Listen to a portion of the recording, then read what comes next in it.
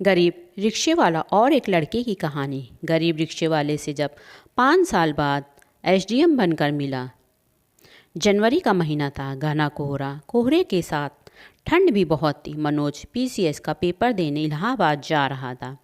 Train में बहुत भीड़ थी, पैर रखने की जगह नहीं थी। मनोज भी सभी लड़कों की तरह ट्रेन में जैसे तैसे घुस गया।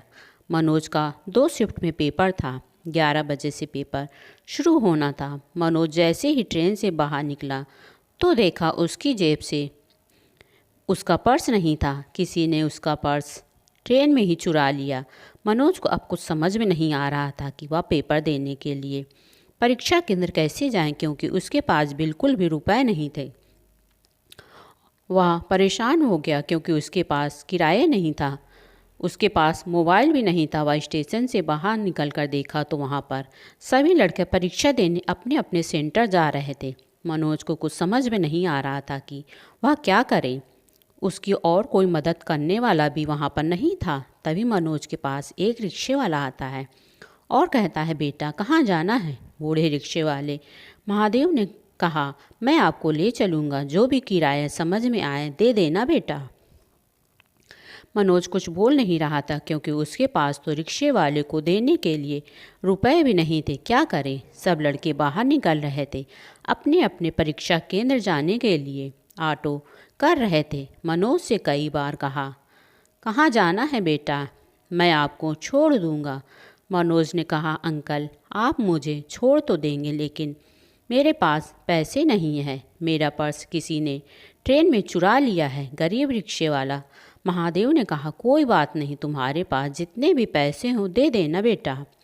मनोज ने कहा, अंकल मेरे पास 1 रुपये भी नहीं है। मनोज की आंखों में आंसू देखकर रिक्शे वाले को दया आ गई तो उसने कहा, कोई बात नहीं, तुम पैसे मत देना, चलो फिर बैठो रिक्शे पर। महादेव रिक्शे वाला मनोज को परीक्षा केंद्र ले जाता है। वहाँ मनोज पीसीएस की परीक्षा देता है। परीक्षा उसकी 2 शिफ्ट में थी। परीक्षा देने के बाद मनोज बहुत खुश था क्योंकि उसका पीसीएस का पेपर बहुत अच्छा हुआ था। वह बाहर निकला तो उसे वही रिक्शे वाले अंकल मिले। मनोज ने कहा, अंकल आप गए नहीं क्या? महादेव ने कहा, नहीं बेटा, मैं तुम्हारा ही इंतज़ार कर रहा था। मैंने सोचा तुम्हारे पास पैसे नहीं हैं तो तुम अपने घर कैसे जाओगे, इसलिए मैं यहीं पर तुम्हारा इंतज़ार करता रहा। महादेव ने मनोज से पूछा, बेटा तुमने खाना खाया कि नहीं? मनोज ने कहा, नहीं अंकल, मैंने सुबह से कुछ भी नहीं खाया है। महादेव मनोज को एक होटल में लेकर जाता है। वहाँ पर मनोज को चाय पिलाता है। मनोज को वह होटल में खाने में दाल चावल रोटी सब्जी भी खिलाता है। मनोज और महादेव दोनों खाना खाते हैं। खाने का बिल रिक्शे वाला देता है। महादेव मनोज से पूछता है, बेटा तुम्हारा पेपर कैसा हुआ? मनोज ने कहा, अंकल मेरा पेपर बहुत ही अच्छा हुआ। अगर आप आज ना होते तो मैं यहाँ पेपर देने नहीं आ पाता। महादेव ने कहा, मैंने सिर्फ अपना बेटा समझकर तुम्हें परीक्षा देने तक पहुँचाया है। मुझे किराया नहीं मिला तो कोई बात नहीं। मनोज ने कहा, अंकल आप इस ठंड में मेरे लिए एक मसीहा बनकर आए हैं। यह सब तो ईश्वर की मर्जी होता है बेटा, जो होता है अच्छे के लिए होता है। मनोज ने कहा, अंकल देखना, इस बार मैं पीसीएस की परीक्षा में अच्छे नंबरों से पास हो जाऊंगा। महादेव ने कहा, बेटा मेरा आशीर्वाद तुम्हारे साथ है, तुम एक बड़े अधिकारी बनना। महादेव रिक्शा वाला मनोज को रिक्शे पर बैठाकर स्टेशन ले आता है।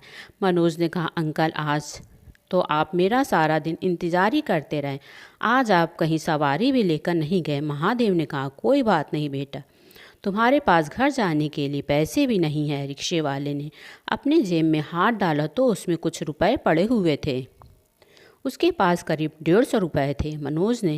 महादेव ने मनोज को 150 रुपये पूरे दे दिए। मनोज ने कहा, अंकल मुझे आप सिर्फ 100 रुपये ही दे दीजिए, 100 रुपये में मैं अपने घर पहुंच जाऊंगा। महादेव ने कहा, कोई बात नहीं बेटा, यह 150 रुपये तुम रख लो। मनोज, अंकल फिर आप क्या करेंगे जब सारे रुपए आप मुझे दे देंगे? महादेव ने कहा, कोई बात नहीं बेटा, रिक्शे का किराया मैं कल दे दूंगा और आज मैं पानी पी कर ही सो जाऊंगा। सोचूंगा कि एक दिन मैंने रिक्शा नहीं चलाया। मनोज को याद आया कि जब वह घर से चला था तो बैग में टिफ़िन लेकर आया था, जिसमें वह अपने घर से पूरी सब्जी बनवाकर लाया था।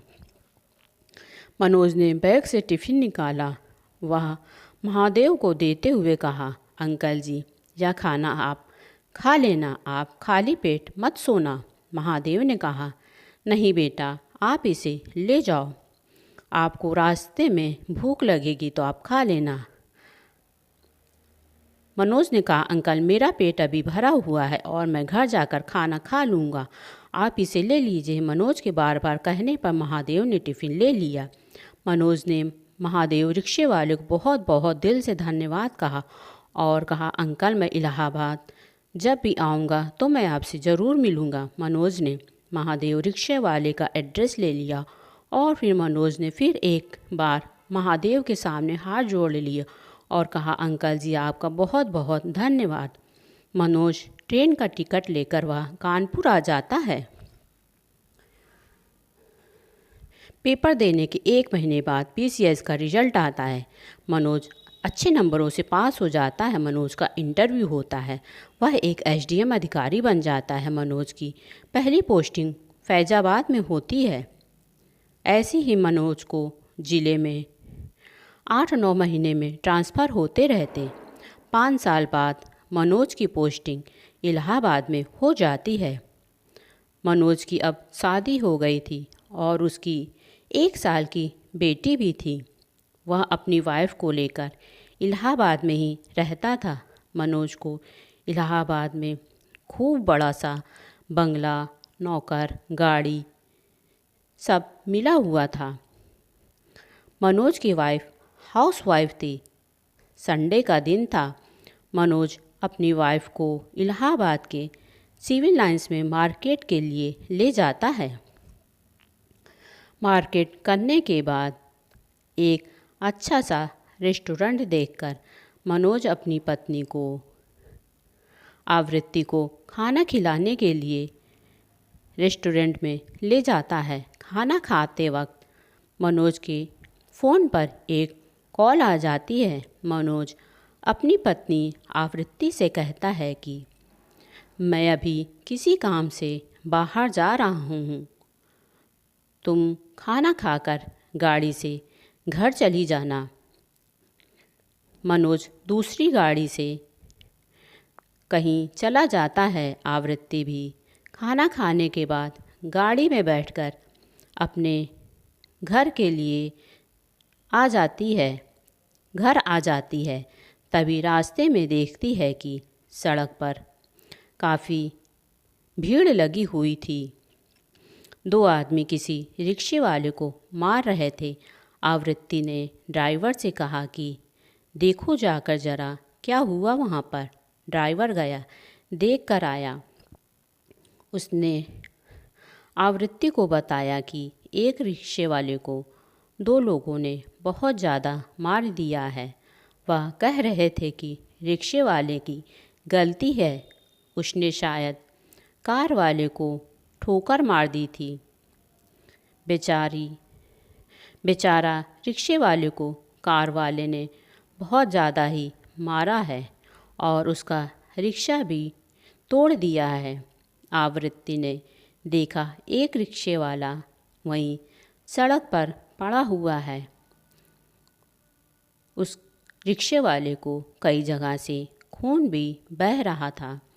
उसके रिक्शे को भी कार वालों ने तोड़ दिया था। ड्राइवर ने अपनी गाड़ी को आगे बढ़ाया और आवृत्ति को घर छोड़ा।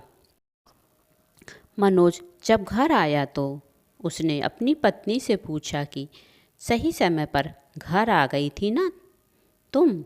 तब उसने बताया कि जब मैं घर आ रही थी तो रास्ते में थोड़ा जाम लगा हुआ था। रास्ते में एक कार वाले ने एक गरीब रिक्शे वाले को खूब मारा था। तब मनोज ने कहा, रिक्शे वाले भी यहाँ सब उल्टा सीधा चलाते रहते हैं, इसी कारण कार वाले ने मारा होगा। जब आवृत्ति ने रिक्शे वाला कहा। तब मनोज को 5 साल पहले महादेव की याद आ गई। उसने तुरंत अपनी गाड़ी उठाई और उसी जगह पहुंच गया जहां पर उस रिक्शे वाले को कार वाले ने मारा था। रिक्शे वाला वहीं गंभीर हालत में पड़ा हुआ था। मनोज रिक्शे वाले को अस्पताल ले जाता है और उसकी दवा पट्टी करवाता है, उसके लिए खाना भी मंगवाता है। दोस्तों, अब आप सोच रहे हैं कि यह रिक्शे वाला कौन था? यह कोई और नहीं, 5 साल पहले वाला ही महादेव था। महादेव मनोज को पहचान नहीं सका। मनोज ने बताया, अंकल, मैं वही मनोज हूँ जो 5 साल पहले आपने अपने रिक्शे से मुझे पेपर दिलाने के लिए ले गए थे। महादेव ने मनोज का शुक्रिया अदा किया। मनोज ने कहा, अंकल, यह आप क्या कर रहे हैं? यह तो मेरा फ़र्ज़ है। आप तो मेरे पिता के समान हैं और आपकी वजह से ही मैं यहाँ तक पहुँच पाया हूँ। मनोज महादेव की दवा कराकर अपने बंगले ले जाता है। वहाँ पर आवृत्ति उस रिक्शे वाले को देखकर गुस्सा करने लगती है और अपने पति से गुस्से में कहती है कि तुम ऐसे ही आलतू फालतू लोगों को घर में क्यों ले आते हो, वो भी एक रिक्शे वाले को। मनोज ने अपनी पत्नी से कहा, इस अंकल की वजह से आज मैं इतने बड़े पोस्ट पर हूँ। 5 साल पहले इलाहाबाद में मैं पेपर देने के लिए आया था। उस समय मेरा ट्रेन में किसी ने पर्स चोरी कर लिया था। मेरे पास बिल्कुल भी रुपए नहीं थे। तभी इसी अंकल ने अपने रिक्शे में बैठाकर मुझे परीक्षा केंद्र तक पहुंचाया था और फिर वहां से मुझे वापस स्टेशन ले गए थे। जाते वक्त मुझे इन्होंने 150 रुपये भी दिए थे। अगर उस दिन मैं परीक्षा नहीं दे पाता तो आज मैं यहाँ नहीं पहुँच पाता। आवृत्ति को भी अपनी गलती का एहसास हो गया। उसने भी महादेव से माफ़ी मांगी। महादेव ठीक हो रहा था। फिर वह वहीं पर मनोज ने महादेव को माली काम करने के लिए रख लिया। मनोज ने महादेव को अपने बंगले में ही रख लिया। भगवान किस रूप में आपकी मदद करने के लिए आए कुछ पता नहीं होता, इसलिए जितना हो सके आप उतना ही दूसरों की मदद कीजिए। दोस्तों, आपको यह कहानी कैसी लगी? अच्छी लगी हो तो प्लीज़ मेरे चैनल को लाइक, शेयर और सब्सक्राइब करें और मुझे कमेंट बॉक्स में ज़रूर बताएं। आपका कहानी सुनने के लिए बहुत बहुत धन्यवाद।